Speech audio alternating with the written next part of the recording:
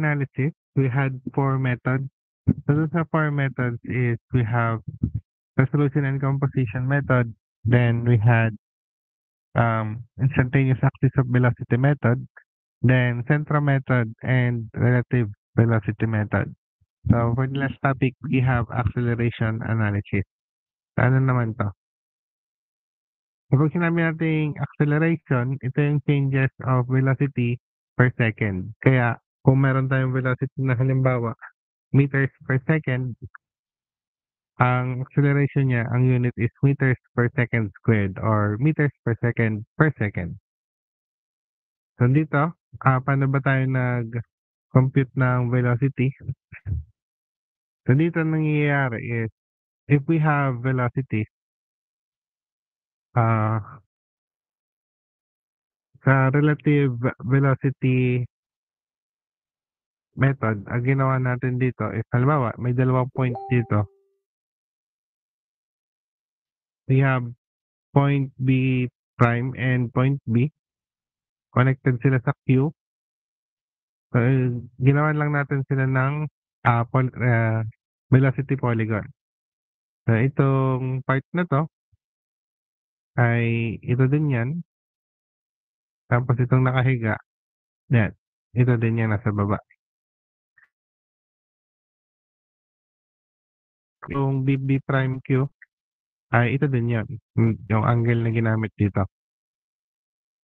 Tapos, kung kailangan hanapin yung velocity ng itong B prime, idudugtong lang natin siya. Tapos lalagyan natin ng arrow.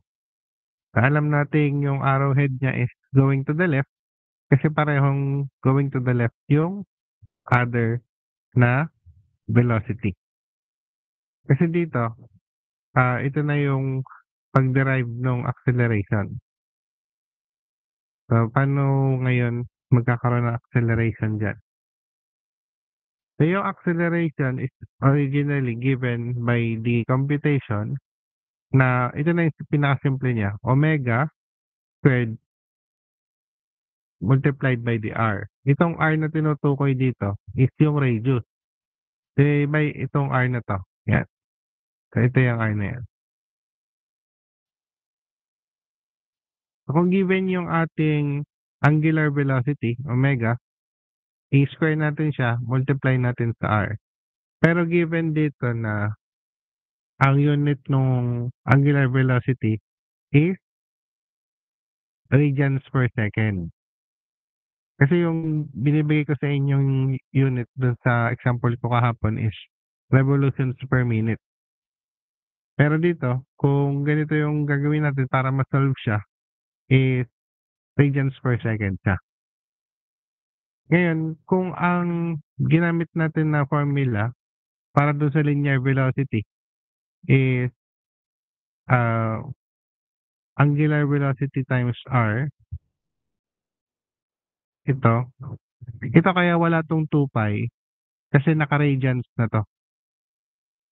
Kung halimbawa ang unit ng angular velocity ay radians per second, hindi na natin siya i-multiply sa 2 pi. Diretso na siya sa radius. Okay? Gusto ko lang maliwanag yung part na yun. Then, kung ito yung ginamit nating formula para sa conversion ng angular velocity into linear velocity, pwede din natin siyang i-write na ganito. Ang angular velocity ay equal sa linear velocity over the radius. So kung isa-substitute natin itong linear velocity over radius, isa-substitute natin dito, ang magiging itsura niya ay ganito. Makakancel yung isang R. Okay? So ulitin ko lang dandahan lang tayo dito. Ang acceleration is yung differential ng ating angular velocity. Kaya nung kinuha yung differential niya, naging square ng angular velocity times yung radius. Again, itong radius na to is considering ang unit no angular velocity is radians per second. Kaya wala siyang 2 pi. So, ito yun. Itong R na to. Then, dito naman sa part na to, ito yung tinuro ko din kahapon, na ang linear velocity ay equal sa circumference times the angular velocity. Pero again, if ang given unit ng ating angular velocity is radians per second, wala nang 2 pi. Diretso na nating i-multiply yung angular velocity radians per second dun sa radius. And kung ganito yung formula ng linear velocity natin, pwede nating sabihin na ganito yung formula ng angular velocity. I-substitute natin ito ngayong v over r dito sa omega squared r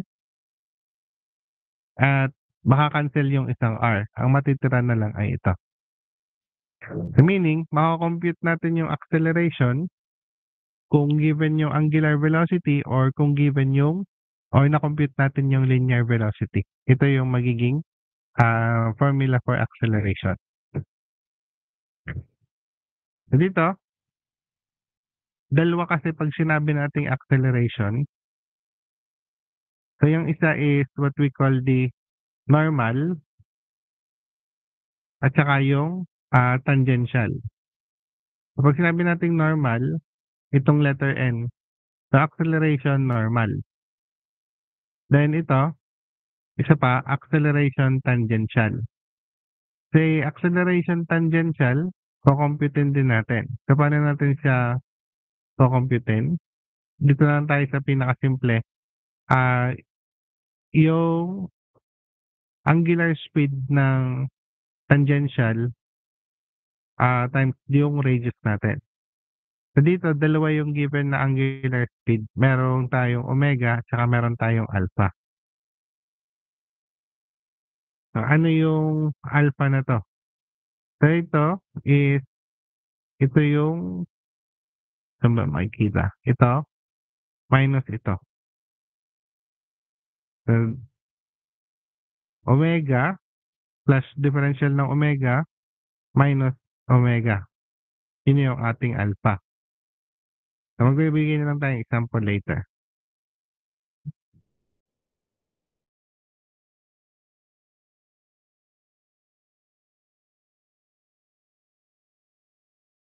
Pag-a-add natin yung vector ng acceleration ng normal at saka tangential. Okay? Ulitin ko lang ha, from the start, ito medyo nakakalito talaga tong acceleration analysis. Sa acceleration analysis, kukumpitin natin yung acceleration sa normal. Kaya andito nakalagay, acceleration B with the reference to Q, may small letter n dito. So, normal acceleration to. Then, given siya with the angular velocity times the r, which is the radius, then again, yung angular velocity dito, isang unit is radians per second.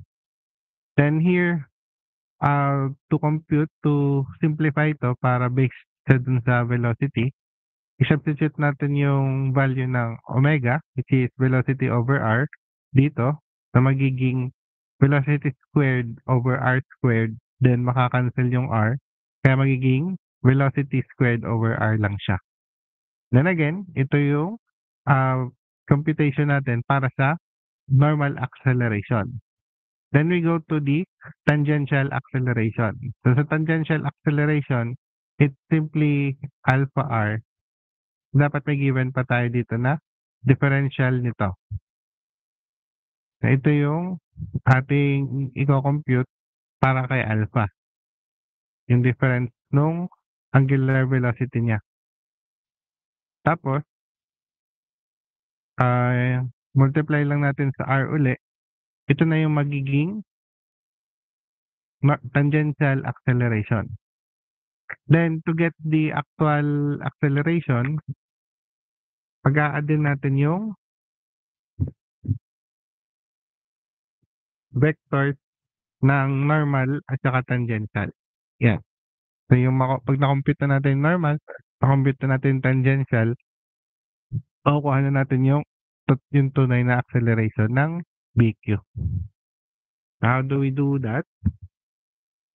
Nandito yon, ito na yon.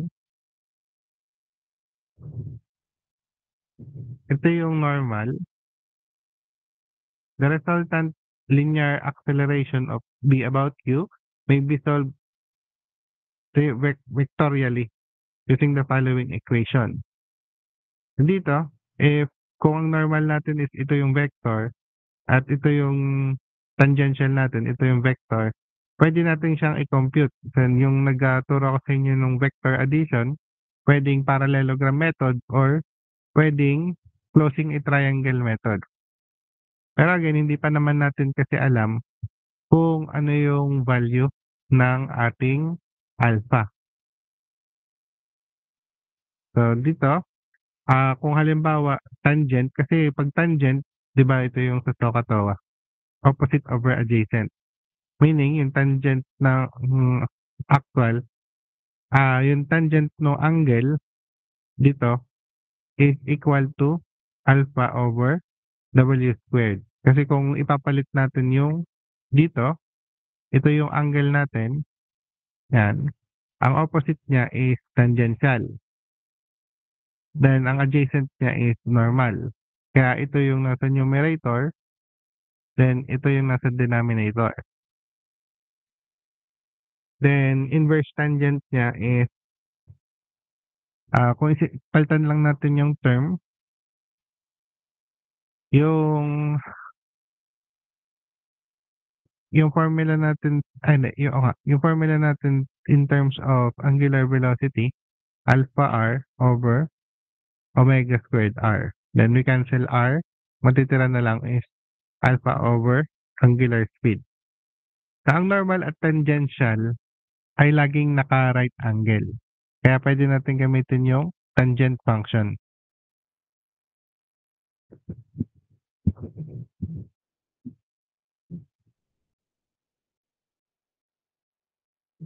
Parang medyo gumulo dito. Wait lang. Oo, tama. Ganito na yung mangyayari. Hindi pa naman to sa yung sample problem. So, ito na po yung atin. If ever may computation na tayo, ito na yung magiging base formulas natin. Kasi yung normal at tangential, again, is always at right angle. Then, ito naman yung isa pang sample na what if nakalagay dito is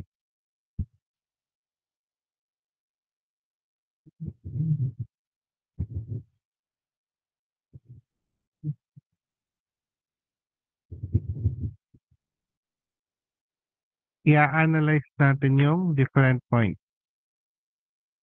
So, dito, what if meron tayong, ito yung link natin, QA, meron tayong B.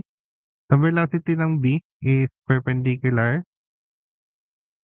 Then, velocity ng A is perpendicular. Yan. Ito yung link 2, link 3. Ito yung mechanism niya. Q2 and 3 lang. Hindi siya nakabuo ng 4 bars. So, gusto lang ipakita dito na kapag may velocity tayo, yan, meron din tayong acceleration. Then, kung i-analyze natin yung kanyang polygon, pwedeng maging ganito yung itsura ng kanyang polygon. So, from Q to A, ito yung velocity niya. Itong QA na to, ito din yan. Then yung AB, yan, is this one. Itong AB na ito. Then, velocity ng Q sa B, dito hindi lang nakadugtong, pero ito din yan. Yan. And, itong mga derivatives na to, ito na yung mga acceleration natin. Kung i-rewrite natin siya, ganito yung itsura. Yung derivative ng velocity B, is acceleration na rin 'yan. Itong part na 'to complicated lang talaga 'to. Paano kasi ito yung derivation na niya, kung paano yung velocity naging acceleration. Pero dito tayo sa mas simple. So dito is na-compute yung acceleration ng B using the derivative ng velocity B over time, and ito na din siya. Parang in-add natin yung vectors ng velocity A and velocity B, or yung acceleration ng A at saka ng BA. Then, yan. Ito na yung mapupuno again. Pag may acceleration tayo, it's the sum of the normal and the tangential. So, first is identify muna natin yung normal at saka tangential.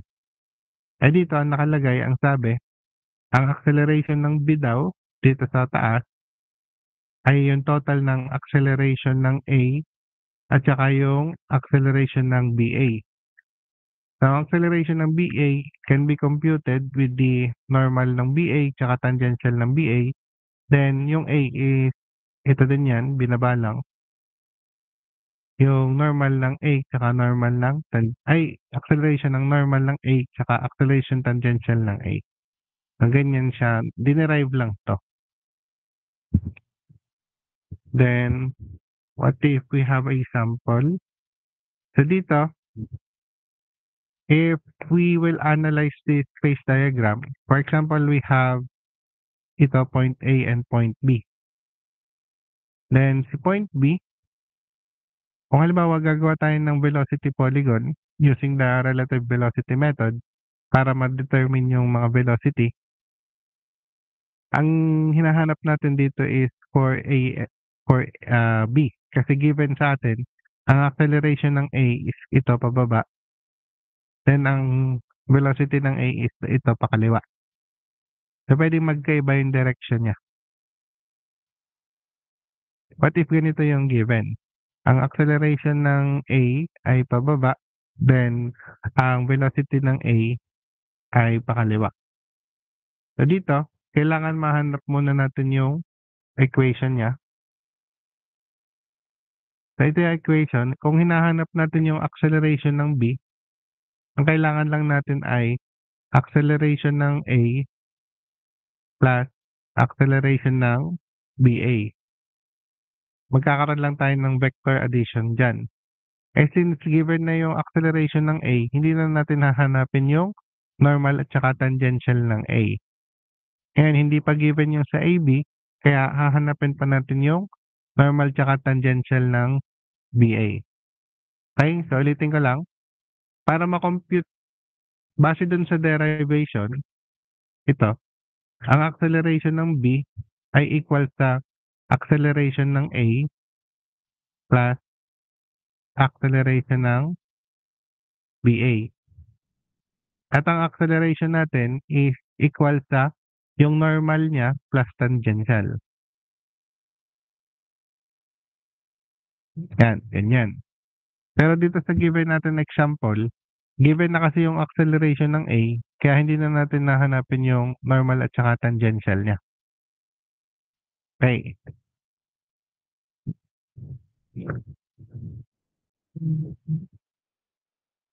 Dito, paano natin mako-compute? Itong normal ng ating acceleration ng BA ay, kung base dun sa formula, linear velocity over yung haba ng AB. So, paano natin makukuha yung linear velocity ng BA? Pwede tayong gumawa ng velocity polygon. So, sa paggawa ng velocity polygon, ito yung pipili tayo ng Q again. So, at this point, pinili natin Q ay ito. Nagawan natin siya ng velocity. So, from here, i-copy lang natin tong vector ng A papunta dito. Kung gaano kahaba ito, halimbawa ito ay 10 cm, tapos ang position niya is, kung kunyari ang angle nito is 20 degrees, ganun din yung ginawa natin dito. So ito is 10 centimeters, then ang angle niya is 20 degrees. So yun yung ginawa dito sa velocity A. Kaya nangyari, itong QA na to, ito ang velocity A natin. Then, kaya natin ginagawa to kasi gusto nating makompute yung velocity ng BA. So, ang next is determine naman natin yung velocity ng B. Ngayon dito is given sa problem na ang velocity ng B is ang direction ay papunta sa BN. Ito. Velocity of B is along the line BN. Then, ito yung BN natin. Yan. Ibig sabihin, ang direction niya is kagayahin lang din natin yung angle. So, dapat parallel to. Then, from A and B, gagawa tayo ng perpendicular line na tatama sa A, magi-intersect dun sa direction ng B, pabubuo na natin yung polygon. And again, kaya natin binuo yung polygon kasi gusto natin makuha yung velocity ng BA. The velocity ng BA is from this point papunta dito. Susukatin natin ng ruler, gano'n siya kahaba. Then, ito na yung velocity BA. Ang velocity ng BA, mumultiply lang natin sa velocity scale, meron tayong velocity ng BA. Itong AB na tinutukoy dito, ito yung distance nitong A at saka ng B. So, kung gaano to kahaba, dyan yan mapupunta. Then next is determine natin yung tangential naman ng BA. So, paano natin siya gagawin? Gagawa tayo ng acceleration polygon. So, hanapin natin muna yung acceleration niya. So, yung acceleration ng A ay ito. So, we have here vertical lang, pababa. Yan, ito na yan. Then, given sa atin na ang acceleration daw ng the direction of the acceleration B is along BM. Ito given sa problem. So, yung acceleration niya is ganito yung direction. Yan. So, sa acceleration niya, kung ito nagsimula sa Q, nahanap natin yung Q, ito ngayon yung direction niya. So, yung Q natin, itong Q natin dito, ang acceleration niya is nilagay natin yung A, nandito. So, dito sa part na to, ay alam na natin yung vector ng acceleration ng A, given kasi to. Then, given yung direction ng acceleration ng B, ito lang M na to. So, itong BM na to is parallel dito. Given yung direction eh. The next is, saan na magtatapos yan? Paano natin makukuha yung acceleration niya? So, dito wala kasing given na alpha. Given lang is yung ating acceleration. So,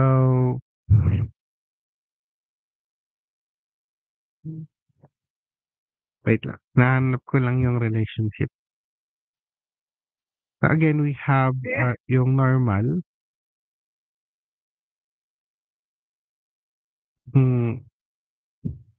Anong next page ko ba to?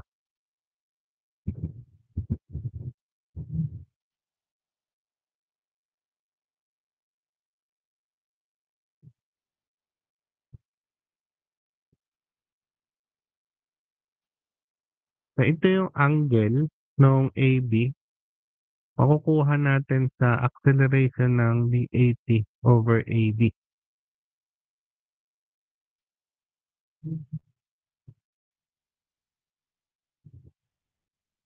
Equal pa.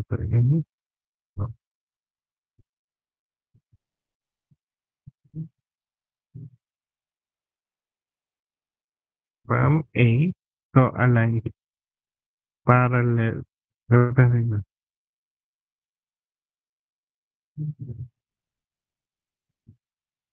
Ah, so dito,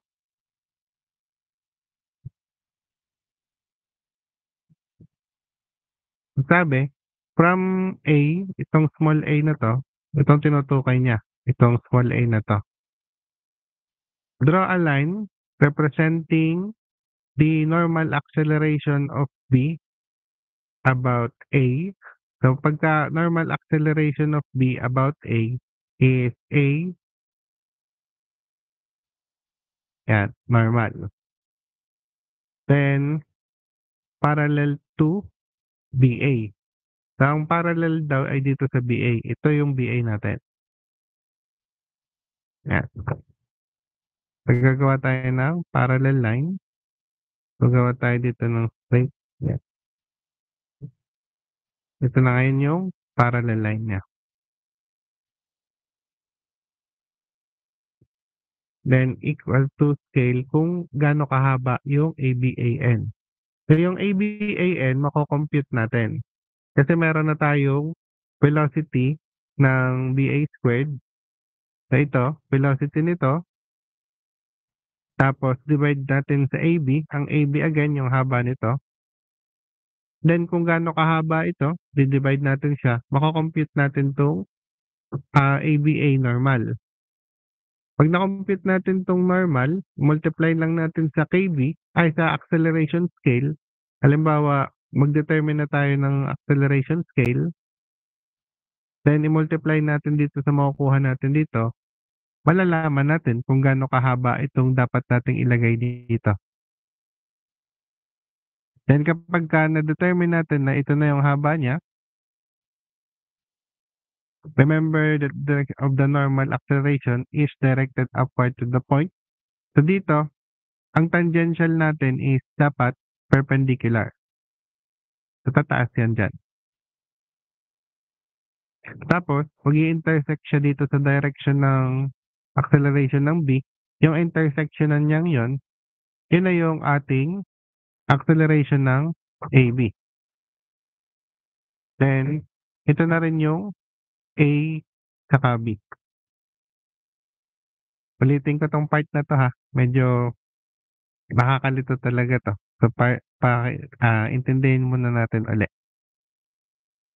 First, ang tanong kasi sa atin is, ano yung determine daw natin yung acceleration ng B. So, yung acceleration ng B can be computed base dito sa derivation natin na acceleration ng A plus acceleration ng BA. And it turns out, ang acceleration ng A is computed by adding the acceleration normal and the acceleration tangential. So, ganun din sa BA, normal and tangential din. And again, ang normal natin is always perpendicular sa tangential. Yan. So, laging right angle yan dalawa. Dito, hindi na natin kinuha yung normal at saka tangential ng A kasi given na sa problem yung haba nitong acceleration A. So, given na to. Ang isa pang given is yung velocity ng A. So, this one.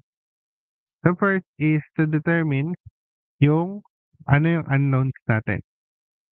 Paano natin mako-compute yung acceleration ng normal ng BA gamit yung formula na ginamit kanina which is the linear velocity over the radius. So dito, ang linear velocity natin is BA. So halimbawa, meron ditong velocity A, BA.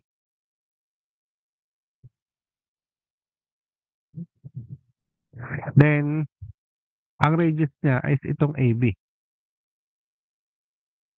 Kaya ito ngayon yung ating normal. Then dito, ito yung formula niya pero later hindi naman natin ma-determine itong alpha. Pero basically, ito yung formula nung sa tangential. So dito muna tayo sa normal. First, i-determine muna natin yung velocity ng BA. Kasi para ma-determine natin yung acceleration ng BA normal. Gawa tayo ng velocity polygon. Para makagawa tayo ng velocity polygon, pili tayo ng Q. Halimbawa, ito yung pinili nating Q dito. I-copy lang natin yung velocity A. Ito dito. Yan. So, ito na ngayon si velocity A.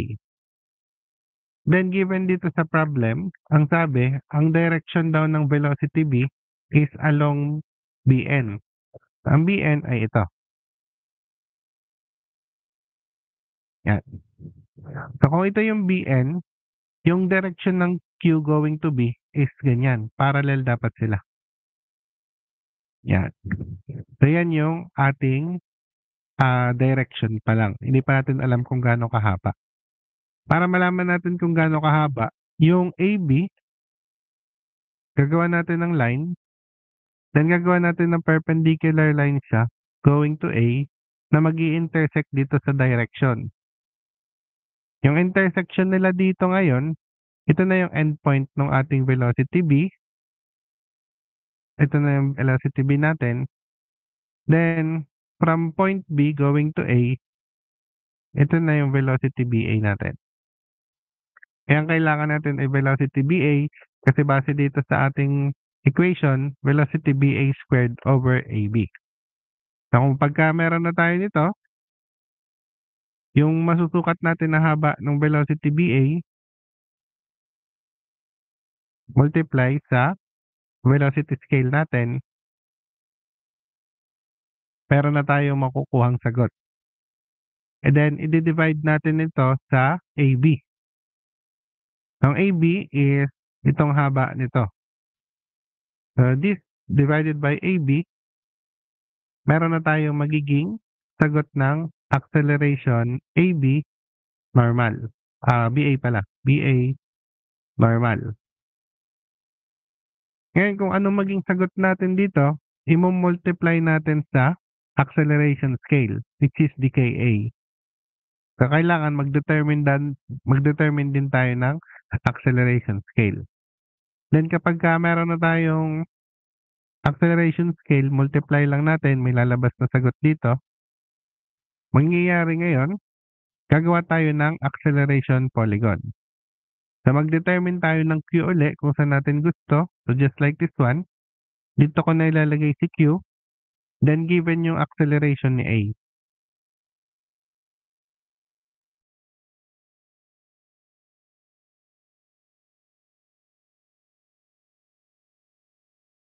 BA normal is parallel to dapat dito kay AB.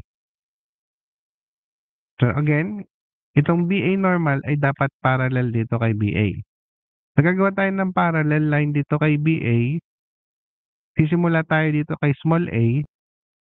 And yung haba niya is yung makakompute natin dito. So na-compute na natin yung acceleration ng BA normal. Minultiply natin sa acceleration scale. Alam na natin kung gaano kahaba yung ilalagay natin dito.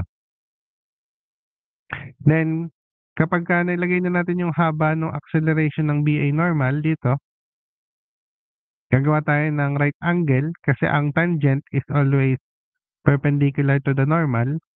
Yan. Then, given sa problem, ang direction daw ng acceleration ng B ay papunta kay BM. So, si BM, itong ating space scale from point B going to M, pakaliwa lang siyang ganun, gagayahin lang natin dito sa ating acceleration polygon. So, from Q going to, yan. Ito na ngayon yung ating, kasi mangyayari dito, kapag meron tayong acceleration ng BA normal, tsaka acceleration ng BA tangential, yung kanyang closing a triangle method, ito na ngayon si acceleration ng BA. And since ito yung acceleration ng A given sa problem, base dun sa ating computation, ang acceleration ng B is equal to acceleration ng A at saka BA, closing a triangle method lang din. So dito sa intersection na to, ito na ngayon yung dulo ng acceleration B, meron na tayong haba ng vector ng acceleration B. Susukatin lang natin dito, gaano to kahaba. Tapos multiply natin sa acceleration scale.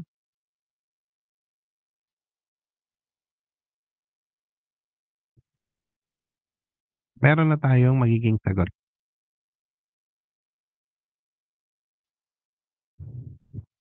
Mahirap tong acceleration scale kasi nadagdagan pa siya ng isang step. So kasi sa velocity polygon, kukompute lang natin yung velocities dun sa velocity polygon, kung gaano kahaba yung mga vector ng velocity, nandun na. Dito nadagdagan ng step kasi pag acceleration ng pinag-uusapan, meron pa siyang normal at saka meron pa siyang tangential. So dito, again, ulitin ko last one time para talagang ah, may turo ko siya sa inyo. At kasi alam kong nakakalito talaga ito. So, bago ko ituro sa uli ng one last time, meron ba sa inyong may tanong?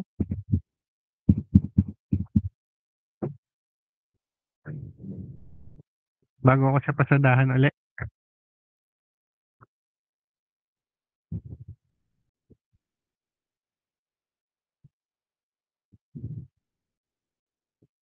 Mahalaga na ah, sabihin niyo kung hindi niyo naintindihan.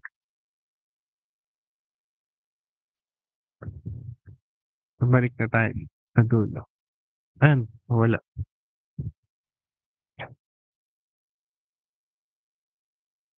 Okay. So from the start, ang kailangan natin gawin dito is identify natin si acceleration B. So what is acceleration B? At pwede natin siyang makompute to addition ng acceleration A plus acceleration ng BA. Pwedeng ganyan. Ngayon, ah given na sa problem itong C acceleration ng A. Sa bawas na tayo ng isipin. Ang gagawin na lang natin is determine natin si acceleration ng BA, which is equal to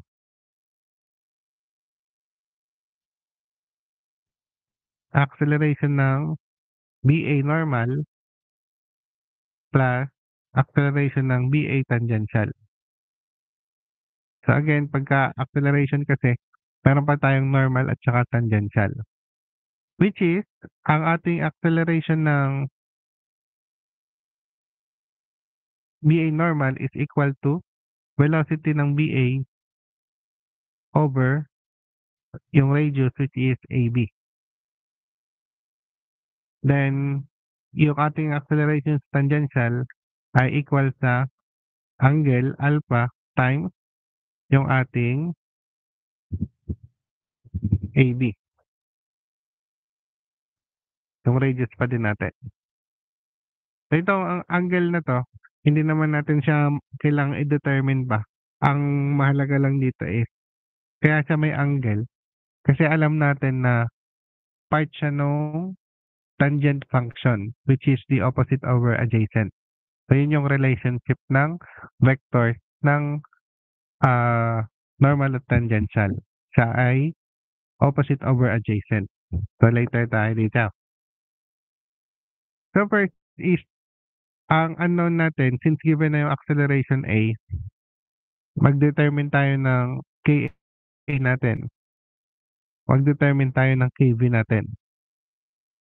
So pwede kung anong decide na natin na acceleration scale at velocity scale, ilagay natin sa ating computation. Then, dito is we have the velocity polygon.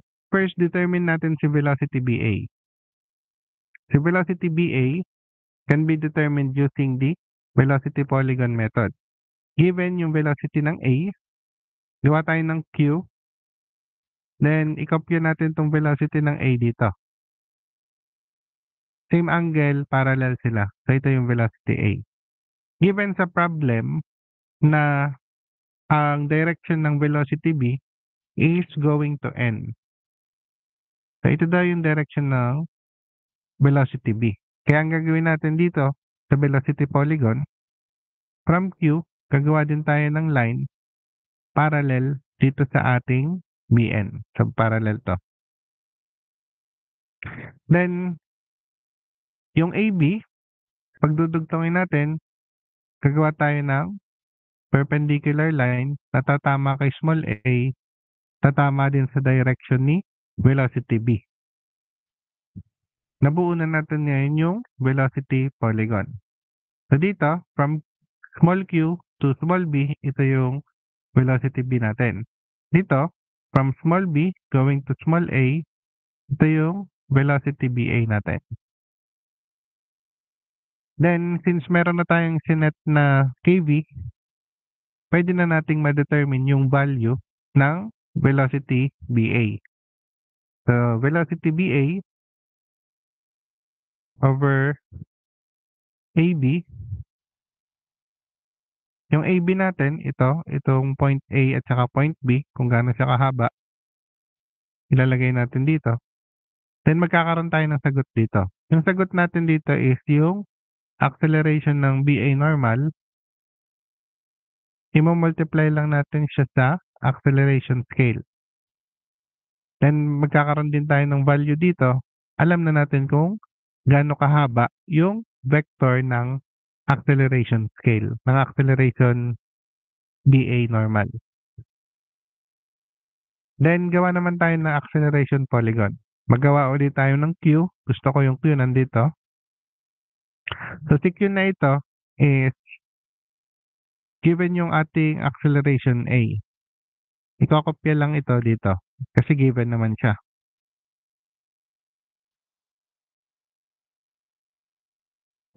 Then, given sa atin is kung gaano kahaba yung ating BA normal. Ay yung BA normal natin, dapat parallel siya sa BA. So itong BA na itong capital A, itong capital B, dapat parallel dito yung BA normal. So itong part na to, gagawa tayo ng parallel line. Yan. Ito, parallel siya dito. Then, yung nasukat natin kung gaano kahaba yung vector ng acceleration ng BA normal, ilalagay lang natin dito. Yan, kung gaano kahaba siya. Then, kung gaano siya kahaba, gagawa natin siya ng tangent, which is the right angle lang.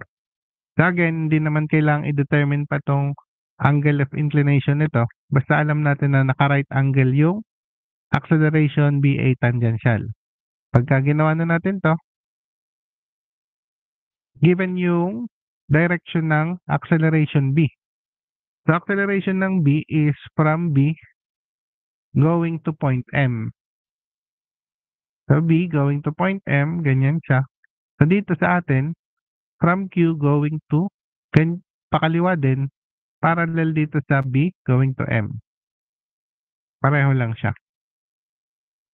Then, nag-intersecto ngayong ating tangential, saka itong sa B, yung intersection point nila, yun na yung haba ng ating acceleration B.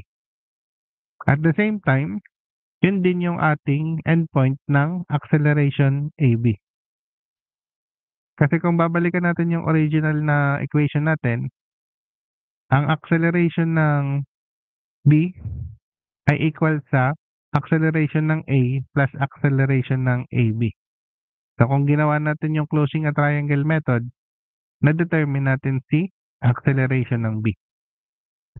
So final step, sukatin natin kung gaano kahaba itong vector ng acceleration ng B.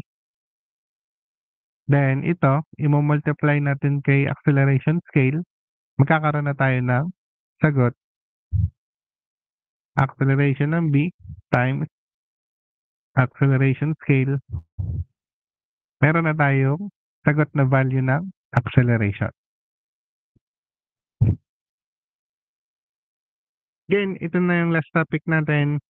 So next week, pwedeng hindi na tayo magklase both Saturday and Sunday. So any questions from the group, from the attendance?